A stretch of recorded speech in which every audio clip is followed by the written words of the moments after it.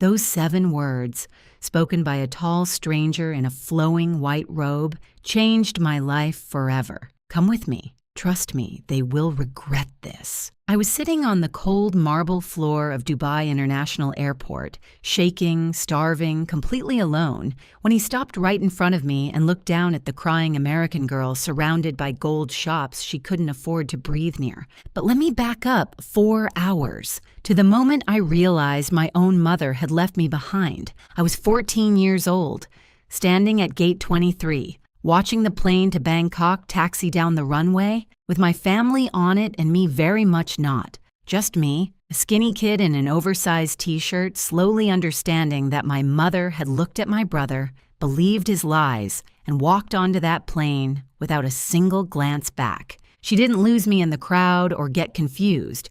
She left me on purpose. And 4 hours later, when police called her in Bangkok, when she found out what her golden boy had really been planning, when she discovered this wasn't about a vacation but about $600,000, her face went white as a corpse. To understand why this moment was actually the best thing that ever happened to me, you need to know just how invisible I'd been my whole life. My name is Molly Underwood.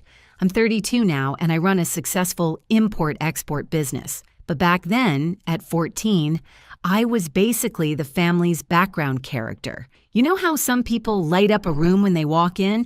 I was the opposite. I was human wallpaper, the kind of kid who could sit at the dinner table and somehow still be invisible. My mother, Patricia, worked double shifts as a hospital administrator. She'd been doing it ever since my father died when I was 6. Dad's death hit our family hard, but it hit my brother Spencer the hardest, or at least that's what my mother always believed. Spencer was 9 when we lost Dad, and from that moment on, he became the man of the house in my mother's eyes. Spencer was 3 years older than me, star quarterback, straight teeth, the kind of smile that made teachers forget he hadn't done his homework. He could do no wrong, and I mean that literally. In 17 years, I never once saw my mother blame Spencer for anything.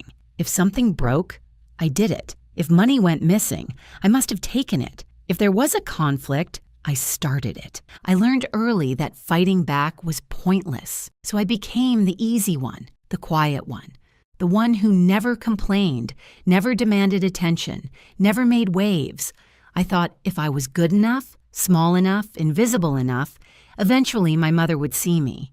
She never did. My grandmother, Nora, Dad's mother, lived in Tucson, about 2 hours from our place in Phoenix. Spencer used to stay with her during summers when Mom worked extra shifts. Grandma Nora was the only person who seemed to notice I existed. She'd send me books in the mail, call me on my birthday when Mom forgot, and tell me stories about my father when I was little. But she was getting older, and I didn't see her as much as I wished I could. The summer I turned 14, something shifted. I got accepted into an elite arts program, a big deal, full scholarship, the kind of thing that should have made my mother proud. For one brief moment, the spotlight was on me. Spencer hated it.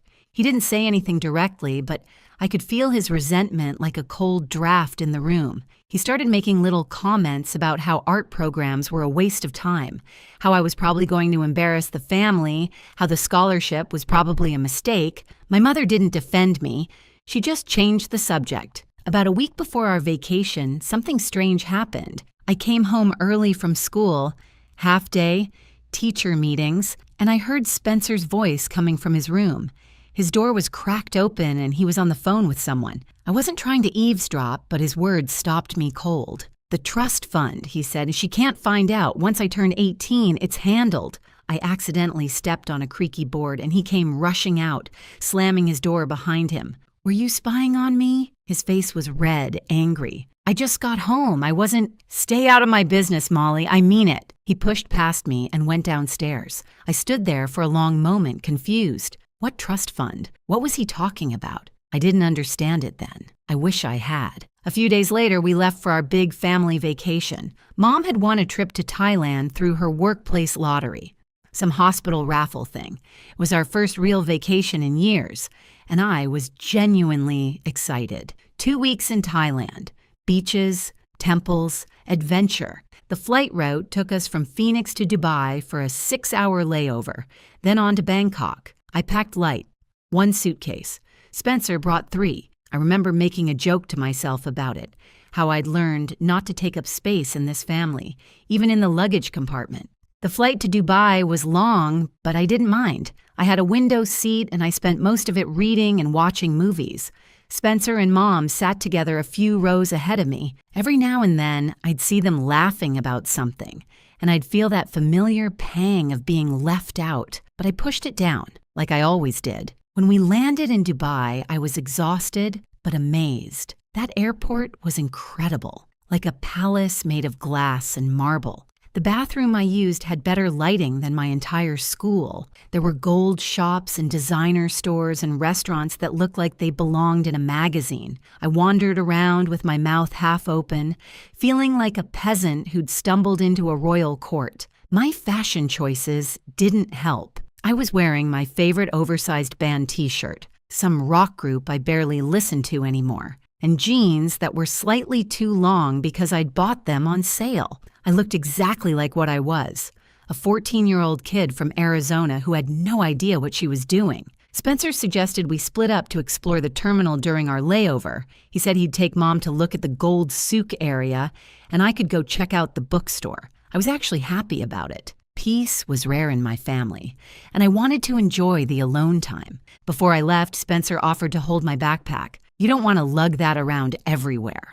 I'll keep it safe. My passport was in that backpack, my boarding pass, my emergency cash. $40 my grandmother had given me before the trip. I handed it to him without thinking. Why wouldn't I trust my brother? I wish I could go back to that moment. I wish I could grab that girl by the shoulders and tell her to hold onto her bag like her life depended on it, because in a way, it did. I went to the bathroom, spent maybe 15 minutes browsing the bookstore, and then headed back to our meeting spot near Gate 23. Spencer and my mother were gone. I waited. 30 minutes, 45. I told myself they'd gotten distracted shopping, lost track of time, but a sick feeling was growing in my stomach. Finally, I found an information desk and asked about our flight to Bangkok. The woman behind the counter typed something into her computer, then looked at me with concern. That flight has already boarded, dear. It's taxiing to the runway now. No, my family is on that flight. I'm supposed to be on that flight. She checked again. Patricia Underwood, boarded. Spencer Underwood, boarded. Molly Underwood, no show. My heart stopped. My vision blurred. I think I asked her to repeat it 3 times before the words actually reached my brain. They left me. My mother and my brother got on that plane and flew to Thailand without me. And as I stood there, frozen, I had no idea that in less than 2 hours, I would discover exactly why. Before we continue, if you're enjoying this story, please subscribe and tell me in the comments where you're watching from and what time it is there. I see every single comment, and it means so much to me. Thank you for your support. Now back to the story. I stood at that information desk completely frozen. The woman behind the counter was talking, asking if I was okay, if there was someone she could call, but her voice sounded like it was coming through water. Everything felt distant, unreal. My family had left me. My own mother had gotten on an airplane and flown away without her 14-year-old daughter. A security officer approached me, asked for my passport. I don't have it, I whispered. My brother has it. Your boarding pass? He has that too. The officer exchanged a look with the woman behind the counter. I could see them calculating.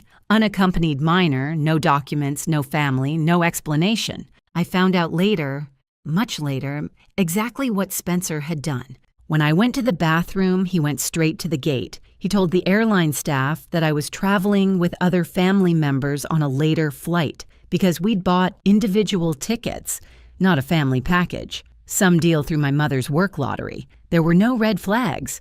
The gate agent just checked his name, checked my mother's name, and let them board. But before that, he'd had a conversation with my mother. He told her I'd thrown a massive tantrum in the bathroom. He said I'd been chatting online with some boy I met on the internet and was trying to find him in Dubai. He claimed I screamed at him, said I hated the family and wanted to be left alone forever. My mother, exhausted, stressed, conditioned by years of believing whatever Spencer said, took his word for it. She didn't come looking for me. She didn't ask to speak to me herself. She just nodded, tight-lipped and furious, and followed Spencer onto that plane. She thought she was teaching me a lesson about gratitude, about not being dramatic, about knowing my place. She had no idea she was leaving her daughter stranded in a foreign country because her son was a liar. But I didn't know any of that yet. All I knew was that I was completely alone. No passport. Spencer had taken it from my backpack. No money. My $40 of emergency cash was in the same bag. No phone. My mother had confiscated it before the trip because she wanted to limit screen time during vacation. I didn't even know my mother's phone number by heart.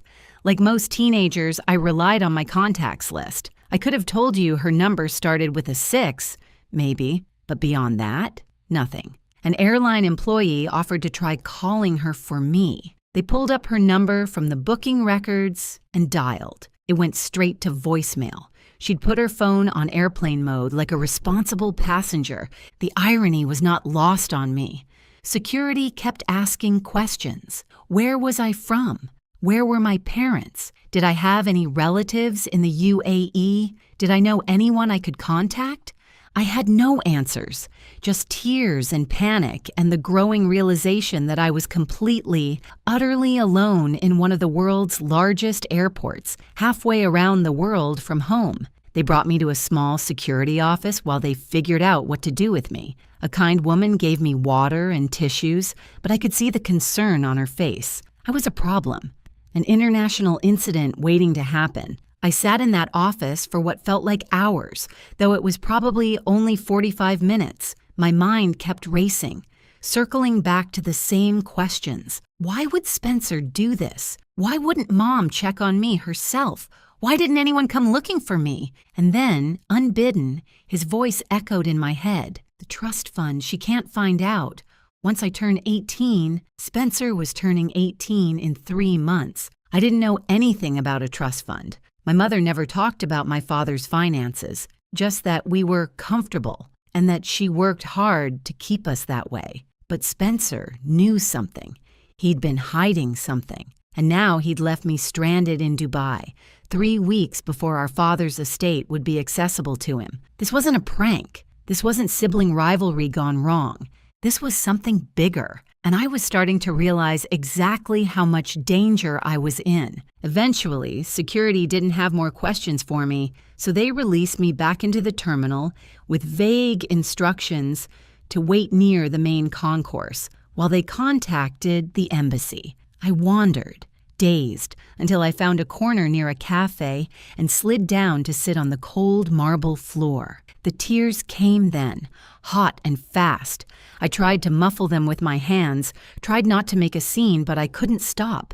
I watched families walk by, kids holding their parents' hands, laughing, safe. A little girl about 5 years old dropped her stuffed bear, and her father immediately scooped it up and handed it back to her, kissing the top of her head. Such a small gesture, such a normal gesture. I couldn't remember the last time my mother had touched me with that kind of tenderness. Maybe Spencer was right.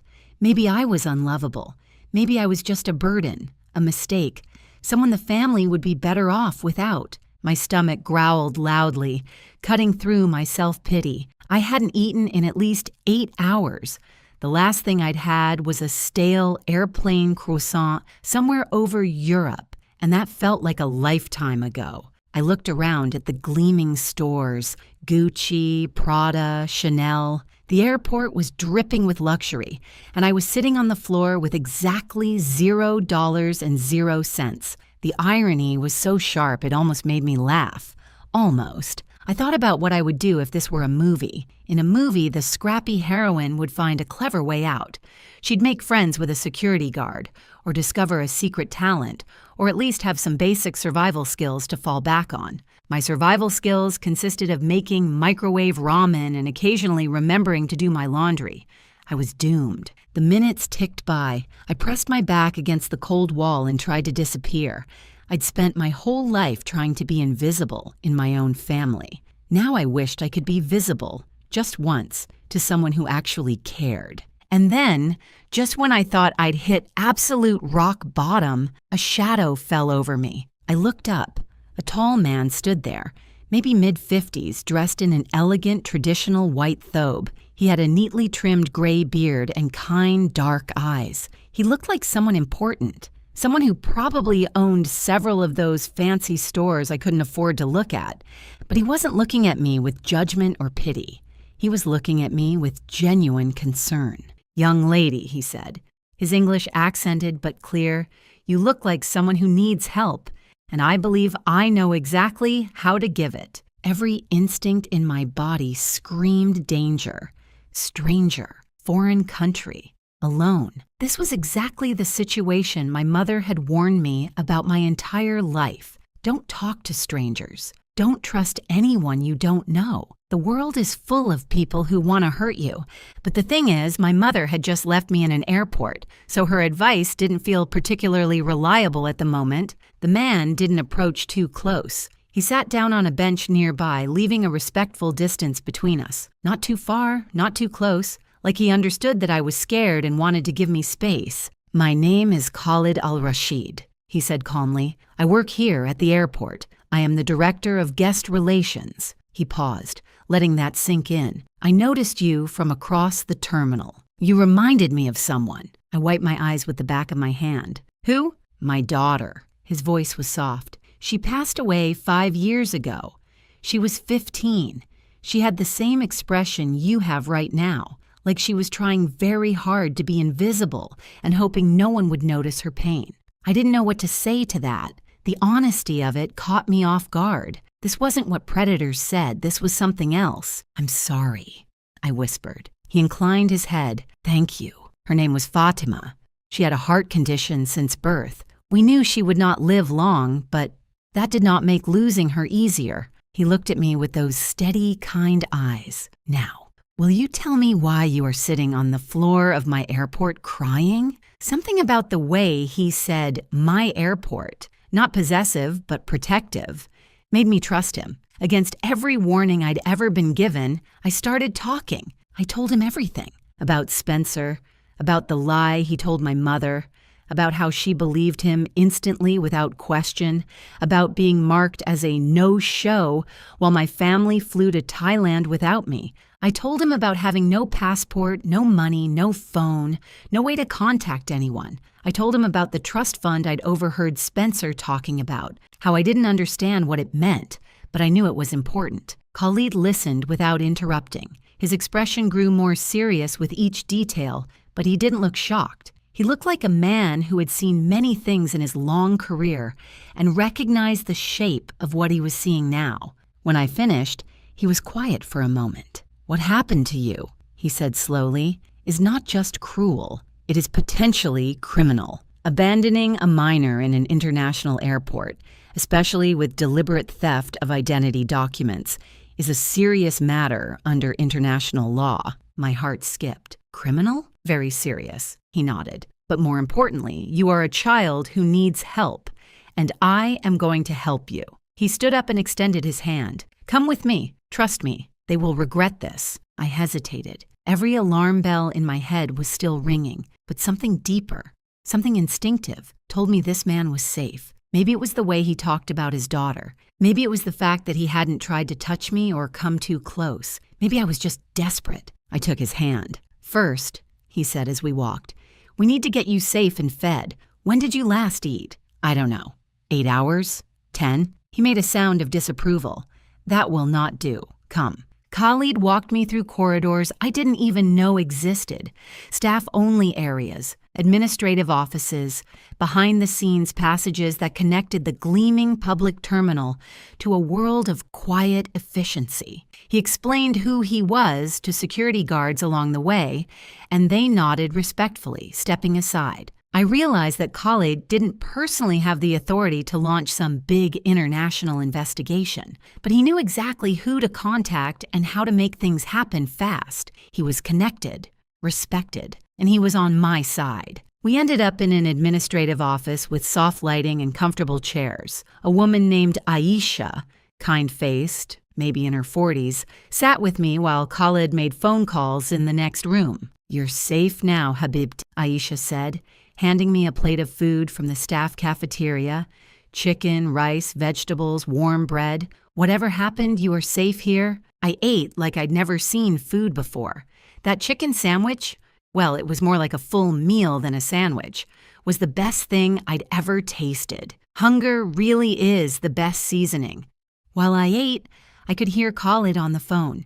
His voice was calm but carried an authority that made the walls seem thinner. This is Director Al-Rashid.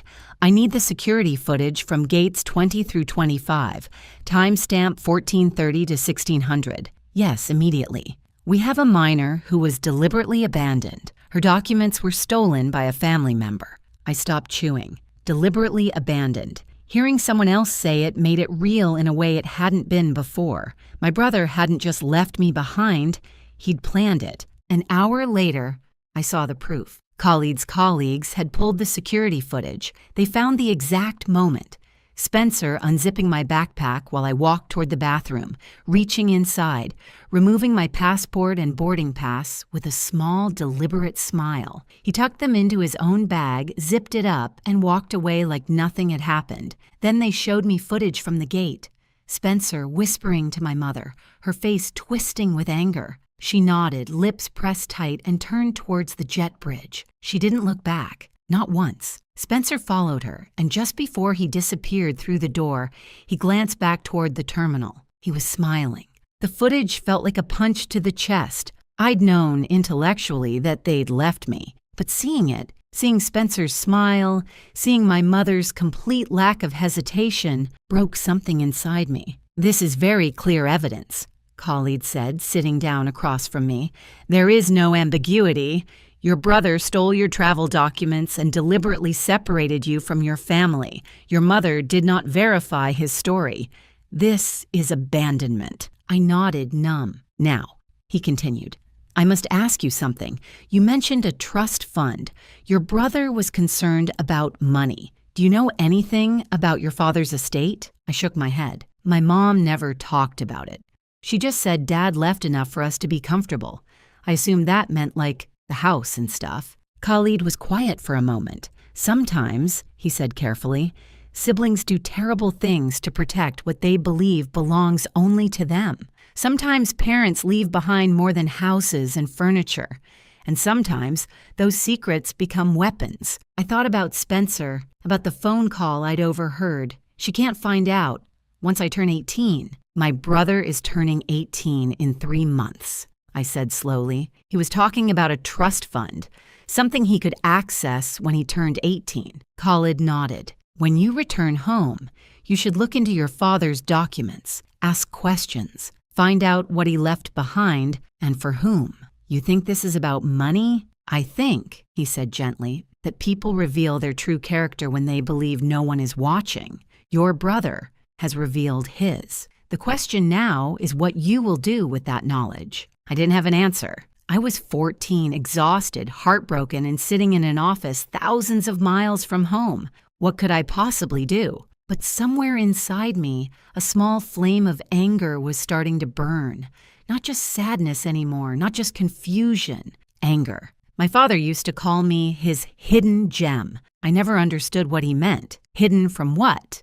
Hidden from whom? Now, sitting in that airport office with Khalid's steady gaze on me, I was starting to understand. My father had seen something. He'd known somehow that I would need protection from my own family, and he'd tried, in whatever way he could, to give me that protection. I just hadn't found it yet. Khalid's phone rang. He answered, spoke rapidly in Arabic, then turned to me with a new expression on his face. The flight to Bangkok is still in the air, he said. They land in approximately 90 minutes. I have contacted the authorities in Thailand and the U.S. Embassy here in Dubai. When that plane lands, your mother and brother will be met by police. My stomach dropped. Police? Child abandonment is a serious crime. International child abandonment with document theft is even more serious. He paused. You have a choice now, Molly. You can let this go.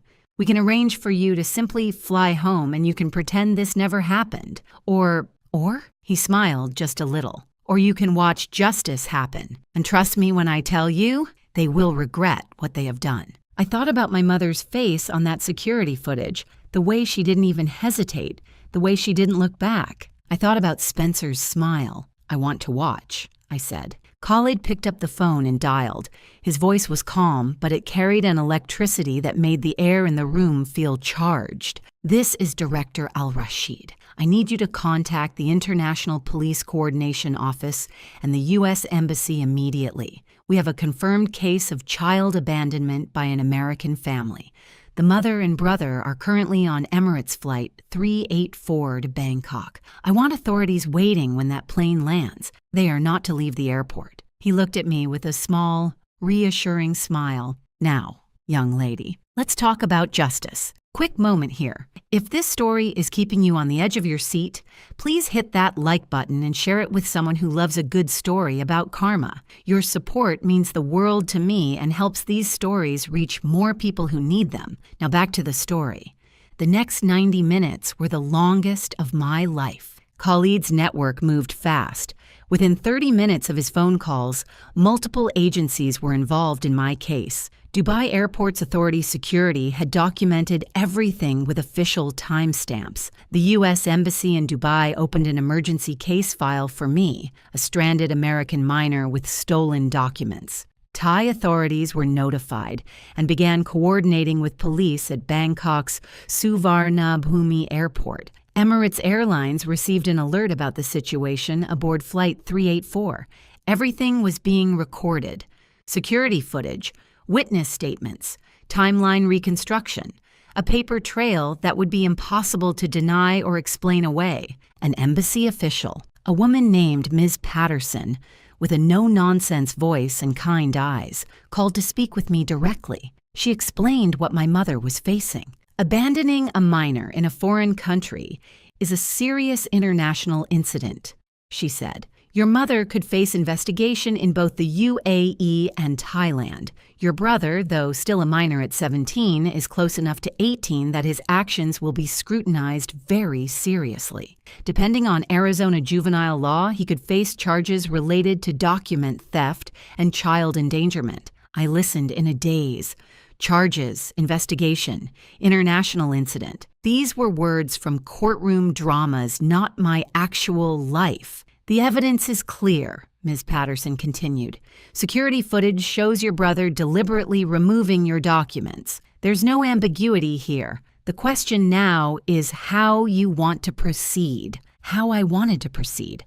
Like I had any idea. I was 14 years old, sitting in an airport office, eating my second plate of chicken and rice, trying to process the fact that my family had committed a crime against me. Part of me still wanted to protect my mother. 17 years of conditioning doesn't disappear in a few hours. I kept thinking, maybe she didn't know. Maybe Spencer tricked her completely. Maybe if I just explained, she'd apologize and everything would go back to normal. But then I remembered the security footage, the way she didn't hesitate, the way she didn't look back. And I remembered all the years before this moment. Every time she believed Spencer over me. Every time she took his side without question. Every time I tried to tell her something was wrong and she brushed me off. This wasn't a one-time mistake. This was the culmination of a pattern that had been building my entire life. I was just too young, too desperate for her love, to see it clearly. The anger I'd felt earlier, that small flame, was growing stronger. Not hot and wild, but cold and steady. The kind of anger that doesn't burn out quickly. While I waited for news from Bangkok, something else happened. Something that changed everything. When the plane landed and Thai authorities detained Spencer and my mother, they confiscated Spencer's phone as evidence. Standard procedure for any investigation involving a minor. And when they examined his messages, they found exactly what Khalid had suspected. Texts to his girlfriend, a girl named Brittany, spanning 3 weeks before our trip. Spencer hadn't acted on impulse.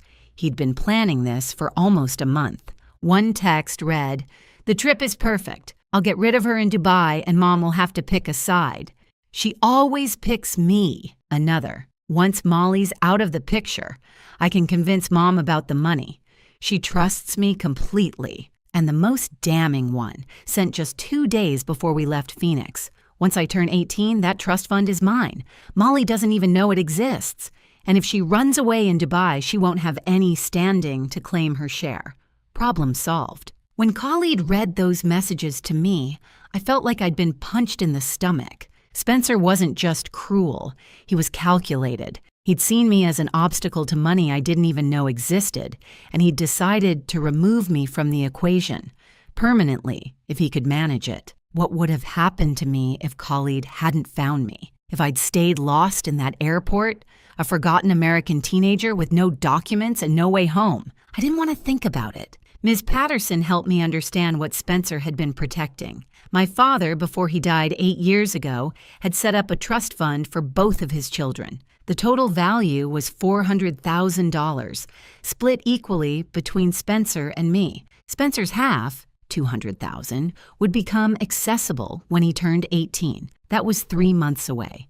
My half, $200,000, was structured differently. Dad had tied it to educational expenses until I turned 25. I couldn't touch the principal, but it would pay for college, graduate school, any training programs I wanted. It was protected, locked away where no one could get to it. Spencer had been trying for months to convince my mother to consolidate the funds. His argument, according to the texts, was that I was difficult and irresponsible and would waste the money on stupid art stuff. He wanted Mom to petition the court to have my share transferred to his control. If I ran away in Dubai, if I caused an international incident that made me look unstable and troubled, it would be so much easier to convince a judge that I couldn't be trusted with my own inheritance. My brother had tried to steal my future, and he'd almost gotten away with it. During a quiet moment between phone calls, Khalid sat down across from me. Aisha had brought tea, sweet, fragrant, nothing like the bitter stuff my mother drank, and we sat in silence for a while. "I have seen family greed before," Khalid said eventually. "In my work, in my country, in every country, money reveals a person's true character. It does not change them. It simply shows who they always were." I nodded, staring into my tea. "But I have also seen something else," he continued. "Your father loved you very much." I looked up. "How do you know that?" "Because he structured your inheritance with protection. He made sure no one could take it from you. Not your mother, not your brother, not anyone." Khalid's eyes were gentle. He saw something coming. He could not name it, perhaps, but he felt it, and he tried to protect his daughter from beyond the grave. My throat tightened. I thought about my father, really thought about him, for the first time in years without crying from grief. He used to call me his hidden gem. I'd always thought it was just a cute nickname, something fathers say to their daughters, but now I understood. Hidden from Spencer, hidden from my mother's favoritism, hidden from the family dynamic my father could see forming even when I was 6 years old. He'd known. He'd always known. "Your father believed in you," Khalid said. "Now you must believe in yourself." I didn't know if I could. But sitting there in that office, thousands of miles from home, I decided to try. The screen on the wall flickered to life, a live feed from Bangkok's airport. Arrivals gate, harsh fluorescent lighting, officials in uniform waiting. An American woman in a dark suit stood with them, tablet in hand. That must be the embassy representative. Khalid checked his watch. "The plane has landed. Passengers will begin deplaning in 4 minutes. My heart started pounding so hard I could feel it in my throat. 4 minutes. In 4 minutes, my mother would learn that her golden son was made of something far less precious than gold. I leaned forward and watched the screen, waiting for 2 familiar faces to emerge. The first passengers came through the gate looking tired and rumpled from the long flight. Business travelers checking their phones, families corralling children, an elderly couple walking slowly arm in arm, and then I saw them. My mother emerged first, adjusting her carry-on bag, looking around the terminal with the slightly dazed expression of someone who'd just crossed multiple time zones. Her hair was neat, her clothes unwrinkled. She looked like a woman on vacation, ready to enjoy herself. Spencer followed right behind her, laughing at something on his phone. Actually laughing. Not a care in the world. Not a single thought about the sister he'd abandoned 12 hours ago in a foreign airport. They looked so normal, so relaxed, like they hadn't done anything wrong at all. Two Thai police officers and the U.S. Embassy representative approached them calmly. I watched my mother's face shift. First confusion, then concern, then the beginning of real fear. The embassy woman spoke first. I couldn't hear the words on the video feed, but I could see the effect they had. She was explaining the situation, telling Patricia Underwood that her daughter had been found abandoned at Dubai International Airport, that authorities had been contacted, that this was now an official international incident. My mother's first instinct was defense. I could see her mouth moving rapidly. Even without sound, I knew what she was saying. There must be a mistake. She wanted to stay. She was having a tantrum. She said she wanted to be left alone. Spencer stood beside her, nodding along, playing the supportive, concerned older brother. She's always been dramatic. She probably did this for attention. You know how she is. The Thai officer produced a tablet and pressed play. I watched my mother watch the security footage. I watched her see her son unzipping my backpack while I walked away, trusting him. I watched her see him remove my passport with that small, deliberate smile. I watched her see him tuck it into his own bag like it was nothing. The color drained from her face, from flushed pink to pale to completely, utterly white. Spencer tried to speak. I could see him gesturing, his mouth moving fast, probably saying it was just a prank, just a joke. He was going to fix it later. The same excuses he'd used his whole life. The officer swiped to the next screen, Spencer's text messages to Brittany. My mother read the words her son had written. I couldn't see the screen from the video feed, but I didn't need to. I already knew what was there. Once Molly's out of the picture, I can convince Mom about the money. That trust fund is mine. She doesn't even know it exists. Patricia Underwood's hand went to her mouth. Her whole body seemed to crumple like someone had cut her strings. Spencer's mask finally fell. I'd watched my brother charm his way out of trouble my entire life. Teachers, coaches, neighbors, our mother, everyone fell for his smile, his confidence, his easy excuses. He'd never faced a consequence he couldn't talk his way around. But you can't charm your way out of evidence. You can't smile at a security camera and make it unsee what it recorded. You can't explain away text messages written in your own words. Spencer's face went from confident to confused to scared in the span of about 30 seconds. His shoulders hunched. His hands started shaking.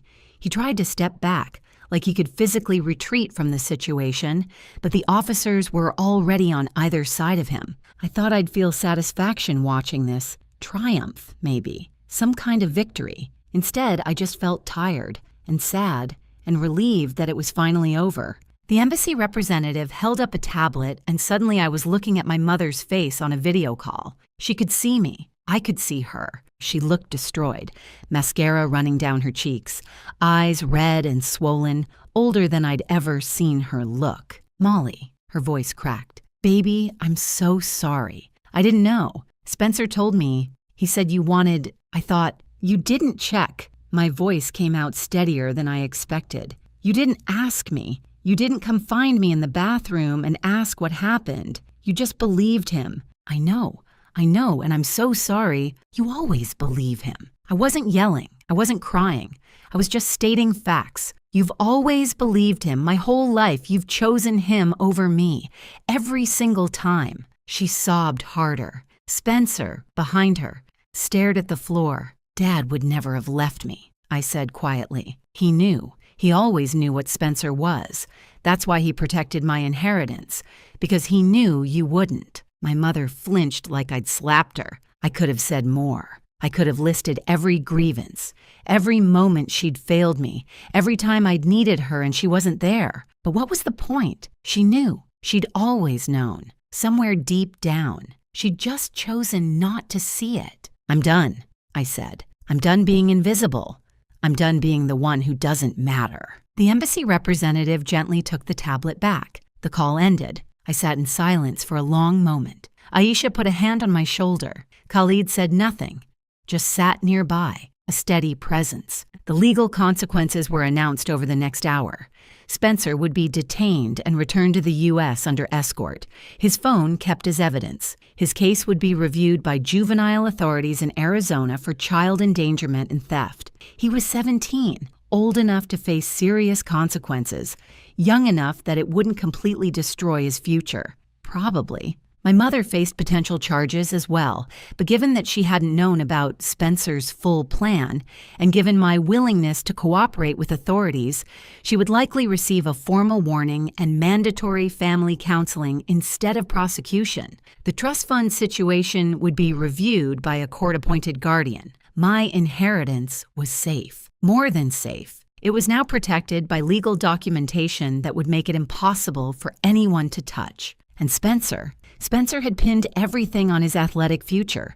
Division I football scholarship, starting quarterback, dreams of going pro. That scholarship required a clean record. This incident, documented, investigated, internationally coordinated, would follow him. Even if charges were eventually reduced or dropped, the record would exist. Coaches would ask questions.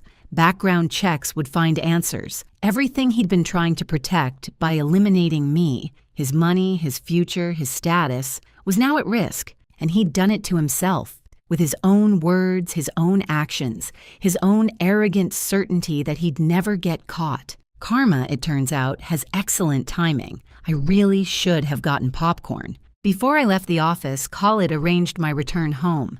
The U.S. Embassy had issued emergency travel documents, standard procedure for stranded American minors, so I could fly without my stolen passport. Emirates upgraded me to first class. Airline staff would escort me the entire way. Khalid handed me his business card. Old-fashioned, cream-colored, elegant. "If you ever need anything," he said, "anything at all, you call this number. It will always reach me." "Why?"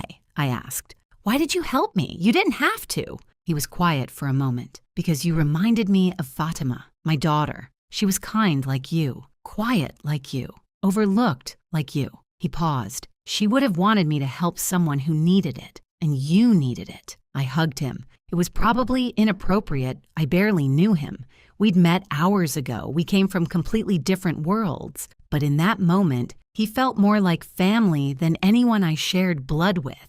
"You are stronger than you know," Khalid said. "Your father was right. You are a hidden gem, but you will not stay hidden much longer." The first-class flight from Dubai to Phoenix was 18 hours of surreal luxury. Warm towels, gourmet meals on actual plates, a seat that turned into a bed with real sheets, flight attendants who treated me like royalty after the airline briefed them on my situation. I kept thinking, this is the most expensive thing that's ever happened to me, and I didn't pay a single cent. There's probably a lesson there about how sometimes the worst experiences lead to unexpected blessings, but honestly, I was too tired to philosophize. I just ate my fancy salmon dinner and watched 3 movies and slept like the dead. When I landed in Phoenix, my grandmother Nora was waiting at arrivals. She looked older than I remembered. It had been almost a year since I'd seen her, but her hug was exactly the same, strong and warm and smelling like lavender and old books. "I've got you," she said. "You're safe now, sweetheart. I've got you."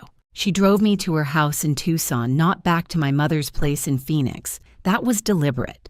I wasn't ready to face my mother yet, and Grandma Nora understood without me having to explain. My mother had returned from Thailand immediately after the incident. Her vacation was over before it started. She was facing counseling appointments, legal interviews, and the wreckage of a family she'd helped destroy through willful blindness. Spencer was being processed through the juvenile system in Phoenix.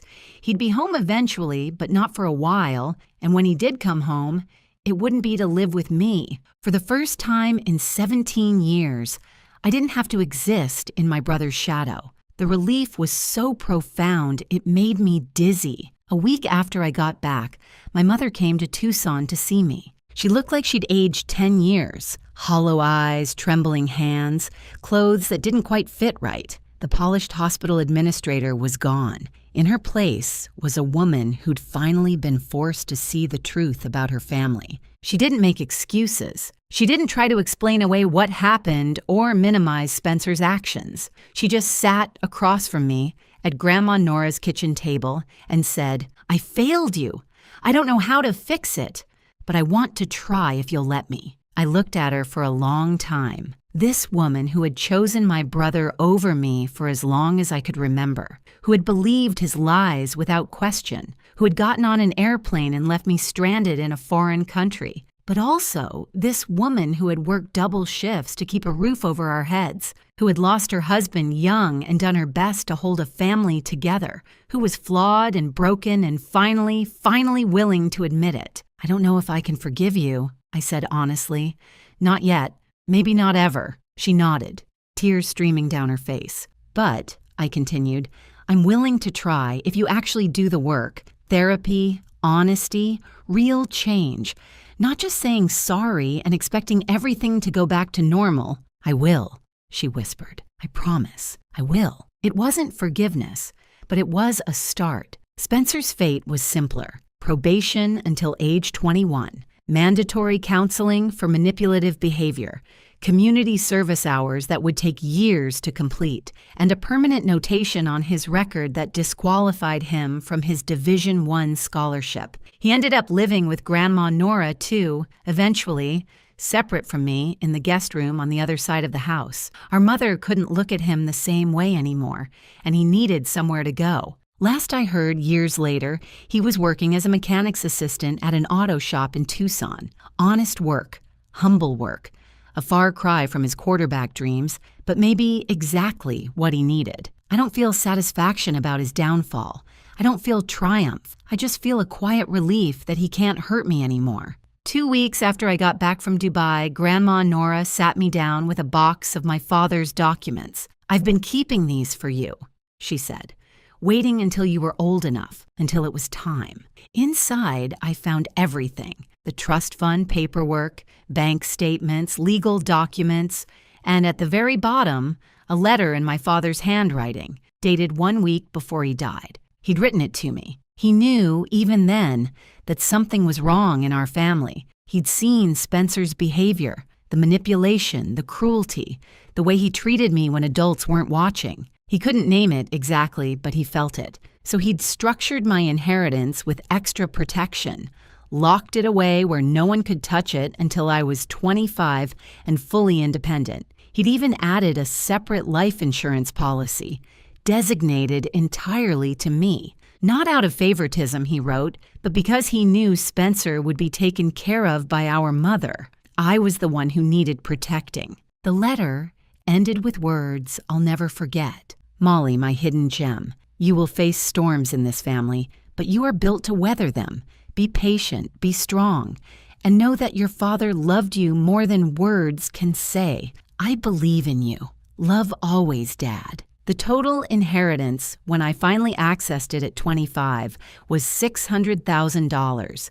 $200 from the original trust fund, $400 from the life insurance. Enough to change my life completely. I used it wisely. Started my import-export business, specializing in artisan goods from the Middle East, because sometimes the universe has a sense of humor. Built it into something real and successful and entirely my own. I stayed in contact with Khalid.